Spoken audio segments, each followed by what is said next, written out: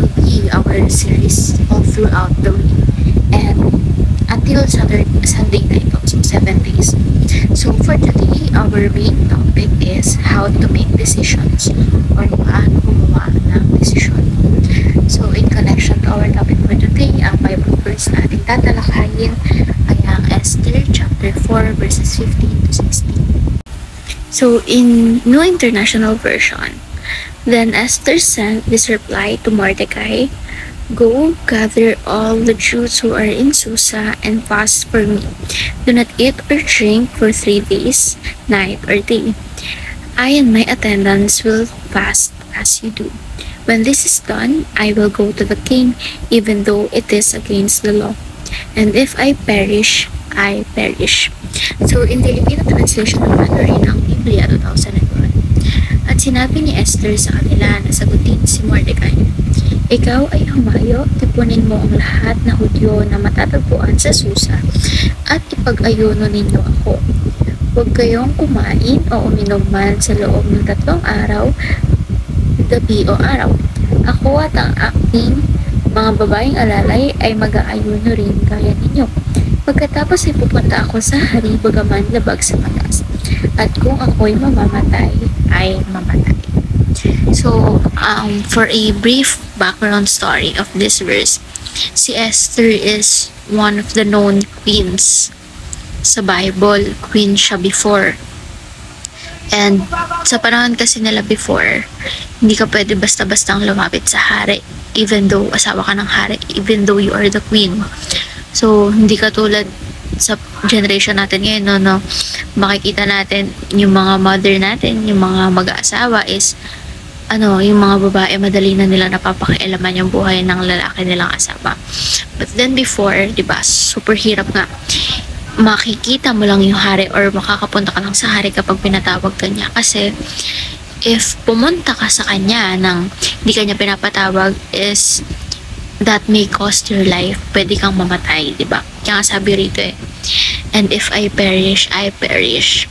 So, si Esther, even though siya yung queen before, is hindi nga niya basta magawa rin na lumapit sa hari. Kasi, she is torn between 2 decisions. If ang pipiliin niya ay yung option 1, lumapit sa hari, maaari siyang mamatay, pati yung mga Hudyong kasamahan niya. And option 2, if hindi siya lumapit sa hari, mamamatay yung mga Hudyong kasamahan niya. Kasi yun nga yung main point bakit siya lalapit sa hari. Para humingi ng tulong dahil nga mamamatay yung mga Hudyo. Parang they are in some situation of danger. Nanihingi siya ng tulong. So back at it again. If hindi siya humingi ng tulong, mamamatay nga yung mga Hudyo and siya is may possibility na mabuhay.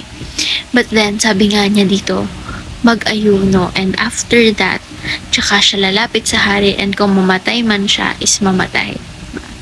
So, para mas mapalawak pa, ang talakayan natin is proceed tayo sa teaching. Number 1, prayer and fasting gives us courage in our decisions. So, ang decision making nga kasi, kaya nang sabi ni Pastor Russell, is inescapable. Hindi natin siya matatakasan kasi the moment na takasan natin or mag-escape tayo dun sa decision making niya is we already made a decision, and ayun is yung tumakas nga.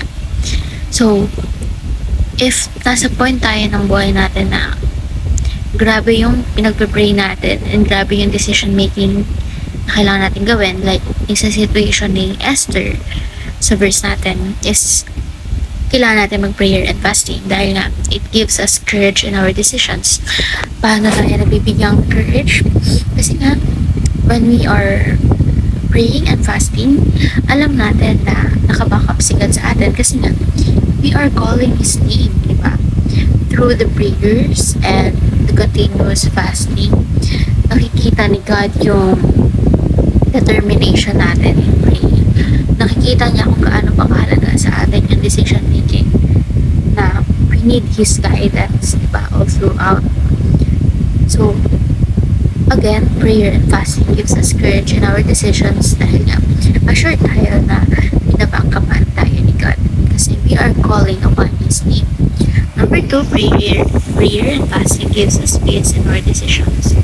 So, mas maigi na rin kasi to kasi mostly may mga taong undecisive or impulsive. So, napakarami kong kilalang taong ganyan. Ano na yung boyfriend ko, super impulsive niya, yung like, may maisipan lang siyang bilhin niya. May maisipan lang siyang gagawin niya talaga. So, hindi uso sa kanya yung, ako kasi kapag may gusto kong bilhin, biniweigh ko muna yung pros and cons kapag binili ko siya, and pinag-iisipan ko talaga siya 3 to 7 days. Applicable din yan sa online shopping ko, so hindi ako basta-basta check out. Pinag-iisipan ko yan for days. So if dumaan yung ilang araw and ganun pa rin yung gusto ko pa rin siya bilhin, and if I think na makakatulong naman siya sa akin, is tsaka ko lang siya i-check out. So dito kasi, kapag sinasamahan natin ng prayer and fasting, kapag lunod tayo sa panalangin, is nagkakaroon tayo ng peace, diba? Hindi tayo nangangamba about sa result ng ating decision making. Since, kapag na tayo sa prayer so, andun na yung guidance ni God sa atin. Andun yung presence ni God in all throughout our decision making. So, yung peace is nandito lang din sa atin, diba? So, hindi na tayo nangangamba. Diba? Less worries na kasi nga, yung presence ni God is nasa atin na dahil nga, we are praying and fasting continuously. And number 3, prayer and fasting gives us assurance in our decisions.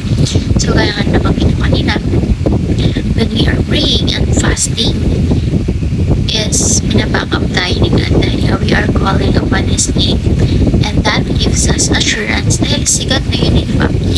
What more do we have to worry about? So wala na kasi nga andito na yung presence ni God sa atin, and He will help us make the right decision in every way. So ngayon naman is proceed tayo sa ating application. Number 1, pray and fast before we make decisions.